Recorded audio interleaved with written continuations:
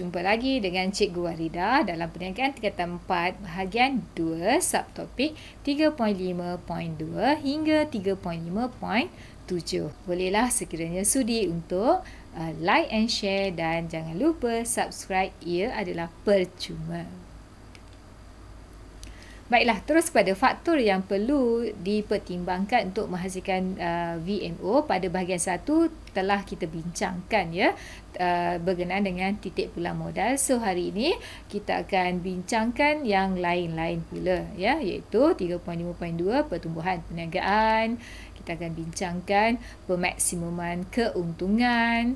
Okey, kemudian daya saing ya, kemudian kita akan bincangkan share pasaran dan seterusnya jualan, dan akhirnya adalah penyediaan perkhidmatan. Baiklah, 3.5.2 pertumbuhan perniagaan. Okey, kita lihat pertumbuhan perniagaan merujuk pada hasil ya yang meningkat dari semasa ke semasa untuk mencapai matlamat perniagaan, iaitu keuntunganlah ya, menjadi asas kepada perkembangan perniagaan pada masa hadapan. Kita lihat perancangan untuk meningkatkan jualan perniagaan ada dua, iaitu yang pertama A. Merancang membuka cawangan yang banyak, dan B. Membesarkan perniagaan sedia ada. Okay, kita lihat apa yang dikatakan merancang membuka cawangan yang banyak, iaitu hasil jualan yang meningkat ya, apabila meningkat maka akan meningkatkan keuntungan ya. Apabila keuntungan meningkat maka ia boleh dijadikan modal pelaburan untuk membuka cawangan perniagaan. Dalam jangka masa panjang, perniagaan yang berjaya meningkatkan keuntungan boleh menaikkan nilai perniagaan dalam industri. Okay. B. Membesarkan perniagaan sedia ada, iaitu pertambahan kuantiti jualan produk membolehkan hasil jualan perniagaan boleh meningkat. Peniaga akan berkeyakinan yang tinggi untuk terus melaburkan modal. Mereka akan membuat pilihan ya untuk mengembangkan perniagaan tersebut. 3.5.3 kita akan membincangkan memaksimumkan keuntungan, iaitu memaksimumkan keuntungan bermaksud perniagaan mendapat keuntungan yang tertinggi. Itu yang dikatakan memaksimumkan ya, hasil daripada penggunaan sumber perniagaan termasuklah bahan mentah, modal insan, teknologi dan keusahawanan yang cekap. Konsep kecekapan ialah kemampuan memaksimumkan hasil dengan meminimumkan kos. Untung diperolehi apabila terdapat lebihan ya daripada hasil setelah jumlah hasil ditolak jumlah kos. Okey, formula untung. Untung sama juga jumlah hasil tolak dengan jumlah kos. Jumlah hasil jualan boleh dihitung berdasarkan jumlah kuantiti didarabkan dengan harga produk. Yang kedua, jumlah kos diperolehi dengan mencampurkan kos tetap dan juga kos berubah.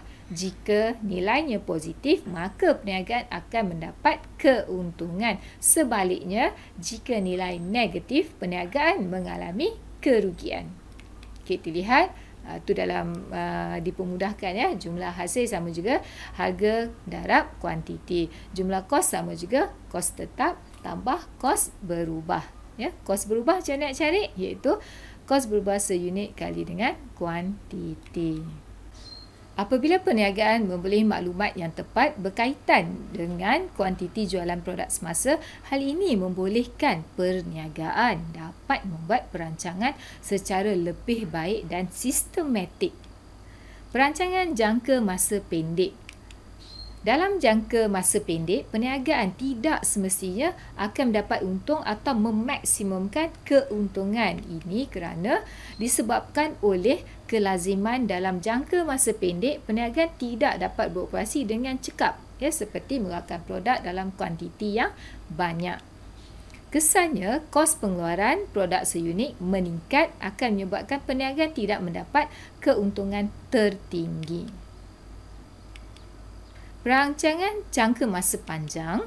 Dalam jangka masa panjang, perniagaan boleh mengeluarkan barang atau perkhidmatan dengan kuantiti yang banyak. Kerana perniagaan berupaya untuk menggunakan sumber dengan cekap serta dapat memaksimumkan keuntungan. Maka kesimpulannya, memaksimumkan keuntungan merupakan tujuan perniagaan dalam jangka masa panjang.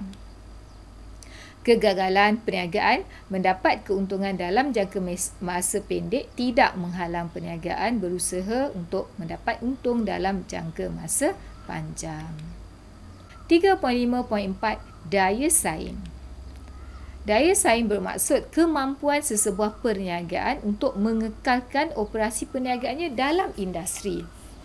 Terdapat beberapa faktor kemampuan perniagaan bertahan dalam industri. So kita lihat organisasi berdaya saing adalah dari segi kewangan, dari segi teknologi, pemasaran, jaringan dan juga sumber manusia. Kita lihat dari segi kewangan, daya saing kewangan dalam menghadapi persaingan, penetapan visi, misi dan objektif organisasi perniagaan perlu mengambil kira faktor kestabilan kewangan. Modal kewangan adalah melalui pembiayaan daripada pelaburan pemilik perniagaan dan pembiayaan dalam bentuk hutang. Kestabilan kewangan ini merujuk pada kedudukan sesebuah organisasi perniagaan, iaitu yang bergantung pada polisi dan sistem kewangan yang berdaya tahan ketika pasaran sedang menghadapi masalah ekonomi. Dan faktor sistem kewangan yang baik dan berdaya tahan ialah kemampuan perniagaan dalam pengurusan risiko kewangan, menyusun jadual pembayaran semula dan mengubah peranan tabung-tabung kewangan organisasi tersebut. Dan seterusnya kita lihat daya saing iaitu sumber manusia. Sumber manusia dalam organisasi merujuk kepada pekerja yang terdapat dalam organisasi perniagaan. Pekerja akan menawarkan perkhidmatan dalam bentuk fizikal dan juga kepakaran. Ini contoh gambar sumber manusia. Kita lihat ada 3 peringkat sumber manusia atau pekerja yang berada dalam bidang pengurusan. Yang pertama, pengurusan atasan. Yang kedua, pengurusan pertengahan. Dan yang bawah sekali adalah pengurusan bawahan. Pengurusan atasan ini merupakan pengurusan atasan lazimnya dikenali sebagai ketua pegawai eksekutif, pengarah utusan dan pengurus besar. Golongan ini akan mengetuai operasi sesebuah organisasi perniagaan. Kita lihat pula pengurusan pertengahan. Pengurusan pertengahan mengetuai bahagian yang terdapat dalam sesebuah organisasi perniagaan seperti pengurus pemasaran, pengurus pengeluaran, pengurus kewangan dan pengurus sumber manusia. Pengurusan bawahan pula mengetuai unit yang terdapat dalam sesebuah bahagian seperti penyelia jualan. Baiklah, kita lihat pada teknologi, iaitu faktor teknologi telah memainkan peranan yang sangat penting untuk daya saing.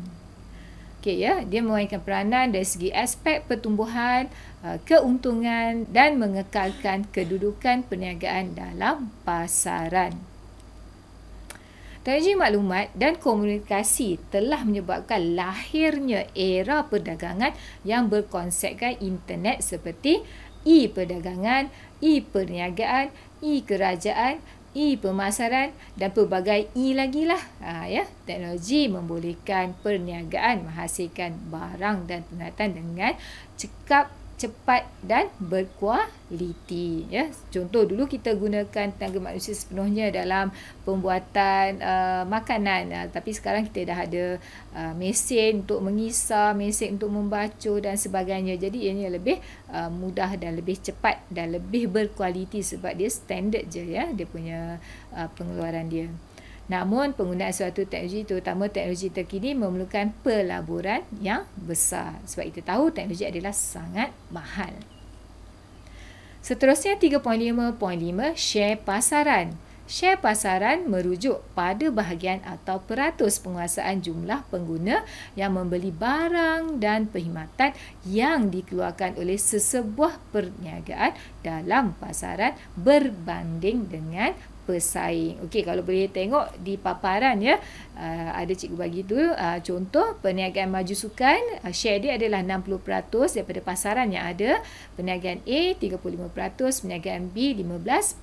Jadi kita boleh katakan bahawa perniagaan maju sukan menguasai share pasaran dalam kawasan tersebut ataupun dalam perniagaan tersebut. Perniagaan yang berjaya menguasai share pasaran yang terbesar akan memperolehi pendapatan yang tinggi hasil daripada jualan. Contoh perniagaan maju sukan ni 60% dikuasai. Okey, kemudian lazimnya akan menjadi pemimpin dalam pasaran. Okey, seterusnya tindakan pemasaran akan diikuti oleh pesaing yang lain. Dan perniagaan tersebut boleh mempengaruhi tindakan pesaing lain. Dan akhirnya membolehkan perniagaan tersebut terus kekal dan meraih keuntungan yang besar. Itu sebab kita lihat jika ada jenama-jenama yang besar, perniagaan yang besar, dia daripada dulu dah ada sampai kita dah dewasa, dah ada anak pun dia masih wujud lagi. Contohnya kita ambil KFC. 3.5.6 iaitu jualan. Jualan ini adalah satu transaksi jual beli yang berlaku antara penjual dan pembeli dalam memenuhi keperluan dan kehendak yang boleh memberi faedah kepada kedua-dua pihak, iaitu penjual dapat faedah, pembeli pun juga dapat faedah.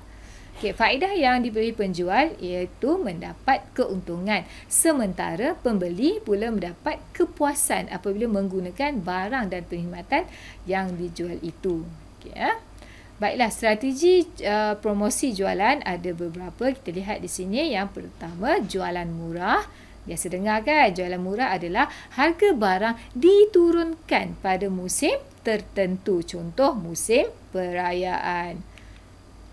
Okey, kemudian diskaun harga. Diskaun harga adalah pengurangan harga daripada harga asal berdasarkan peratus yang telah ditentukan. Seterusnya, sampel. Pernah dapat ya? Sampel adalah merupakan pemberian satu contoh produk yang diberikan secara percuma. Pengguna boleh mencuba barangan yang dikeluarkan dengan harapan produk tersebut dapat mempengaruhi pengguna membeli. Okey, contohnya kalau di sekolah tak tahulah kamu pernah dapat ke tak, ada yang diberikan Oxy kan, yang untuk jerawat tu. Lepas tu kamu dah pakai habis je Oxy tu, mesti awak akan ajak parents kamu, ajak mak kamu beli Oxy di kedai pula ya. Okey, seterusnya peraduan. Peraduan menggalakkan pengguna membeli produk dengan nilai tertentu supaya melayakkan pengguna tersebut memasuki sesuatu peraduan dengan menawarkan hadiah yang menarik. Jadi nak masuk peraduan, kita kena beli dulu produk tersebut kan. Seterusnya 3.5.7 penyediaan perkhidmatan. Penyediaan perkhidmatan merupakan aktiviti yang ditawarkan oleh perniagaan kepada pelanggan yang bertujuan untuk menarik minat pengguna agar membeli barang atau perkhidmatan yang ditawarkan. Okay, antara perkhidmatan yang disediakan oleh perniagaan, pembelian dalam talian. Itu banyak sekarang pada hari ini, terutama apabila pandemik COVID melanda. Contoh Shopee, Lazada, GoShop dan pelbagai lagi lah. Kemudian penghantaran barang ke rumah, adanya perkhidmatan kemudahan pembayaran kad kredit dan juga baik pulih barang jika rosak.